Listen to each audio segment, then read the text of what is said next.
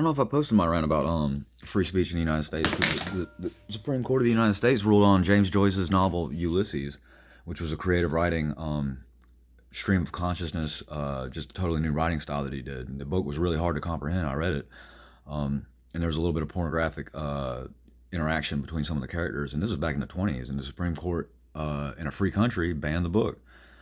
That's how Puritan we were 100 years ago. And so here we are 100 years later, and I wrote a book and put it on Facebook, arguing my free speech point of view.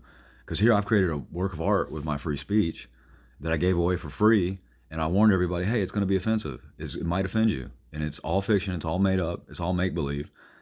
You know what I mean? So anytime you want my free make-believe to be anything other than free make-believe, you know what I mean, you're a fraud.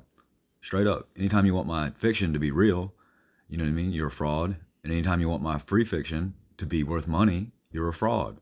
You know what I mean? So and this is a whole free speech experiment that I threw in Mark Zuckerberg's lap because his Facebook app in Georgia is broken and being weaponized and utilized by the state government to prevent people from getting an education or to get linked up in certain social groups so that they can have success or opportunity in life. And straight up, that's what I've been going through for the last 20 years in Georgia, trying to get the Hope Scholarship.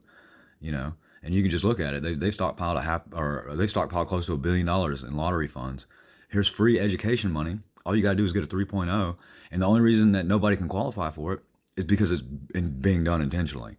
There's no way to justify stockpiling $1 billion in free grant money that nobody can qualify for, unless you're making sure nobody can qualify for it. That'd be the only way. It'd be the only way you can stockpile these lottery funds. You know what I mean? And it goes against the whole reason we allowed the state constitution to allow lottery. It wasn't legal in Georgia to gamble.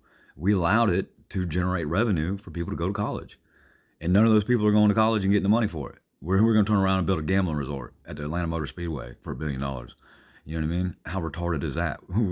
Our state government is taking away our future and our education and giving us nothing. Nothing. You know what I mean? You've got to stop.